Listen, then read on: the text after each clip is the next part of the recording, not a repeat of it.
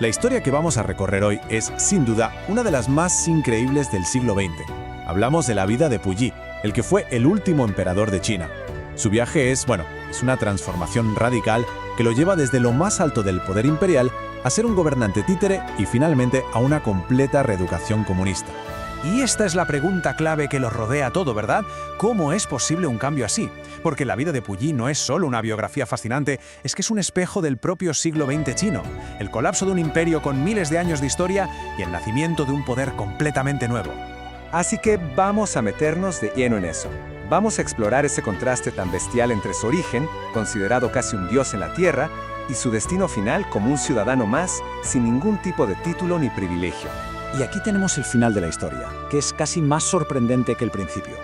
Un hombre que tuvo a su servicio miles de personas, ahora cuidando plantas en un jardín público. Para entender cómo se llega a este punto tenemos que volver atrás, muy atrás. Su infancia es que es difícil de imaginar. Pensemos en una vida de lujos y privilegios absolutos, sí, pero vivida en un aislamiento total. Prácticamente un prisionero entre los muros de la gigantesca ciudad prohibida. Es que esta cronología es un reflejo del caos. Con solo 2 años lo sientan en el trono. A los pocos años lo quitan. Luego lo vuelven a poner durante 6 días y finalmente lo echan de su propia casa. A pesar del título de emperador, su vida fue de todo menos estable. Era el rey de un tablero que se desmoronaba. Y aquí está la gran paradoja. Claro, todo el mundo le hacía reverencias y seguía un protocolo imperial absurdo, pero en la práctica, él no tenía ningún poder real. Era una figura decorativa, completamente desconectada del mundo que cambiaba a toda velocidad fuera de los muros de palacio. Y esta cita de sus propias memorias es tremenda.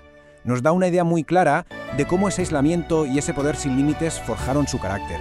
Era un niño que podía hacer literalmente lo que le diera la gana. Y eso, como vemos, tuvo consecuencias bastante oscuras. Y ahora entramos en la siguiente fase de su vida. Su obsesión por recuperar el poder lo empuja a tomar una decisión que lo marcará para siempre: colaborar con el Japón imperial. Para muchos, este fue el capítulo que lo convirtió en un traidor. Es fundamental que entendamos qué era Manchukuo. Ojo, no era una restauración del imperio chino ni nada parecido. Era, para que nos hagamos una idea, una pura fachada. Un estado inventado y controlado por Japón para justificar su invasión y, sobre todo, para explotar los enormes recursos de la zona de Manchuria. Y aquí se ve el engaño perfectamente. Por un lado, la propaganda oficial, la Asociación Concordia, que vendía una especie de utopía, un paraíso de convivencia. Y por otro lado, la cruda realidad, un control militar y político absoluto por parte de Japón. El contraste entre lo que decían y lo que hacían era brutal. O sea, que no nos quede ninguna duda. El control japonés no era nada sutil, era total y absoluto. Como vemos, desde las leyes hasta el ejército, pasando por los ministerios, todo estaba en manos japonesas. Puyi era, en el mejor de los casos, la cara pública, el sello que firmaba los papeles, nada más.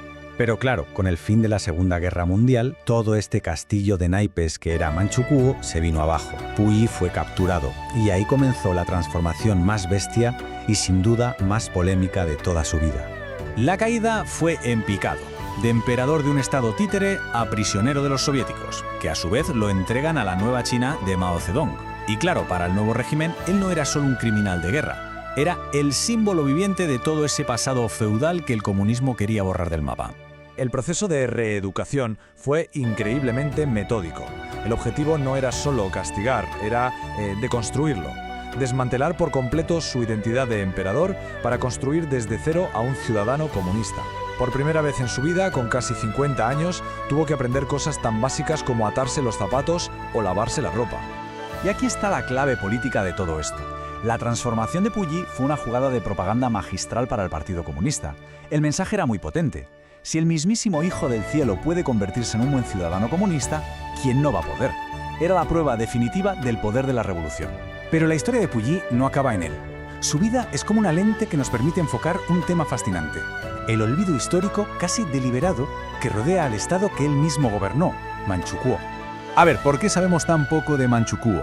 Básicamente porque su historia era incómoda para todos. No encajaba bien en el relato simplista de buenos y malos que cada nación se contó a sí misma después de la guerra. Entre juicios que se quedaron cortos, la Guerra Fría y los nacionalismos, se fue creando una especie de agujero negro en la memoria colectiva de Asia. Al final, el punto es este. La historia de Manchukuo obliga a mirar de frente un pasado muy complejo. lleno de colaboración, de colonialismo, de intereses cruzados. Es mucho más fácil mirar para otro lado. La vida de Puyi, de alguna manera, nos obliga a recordar esa complejidad. Y cerramos con la gran pregunta que sigue flotando en el aire.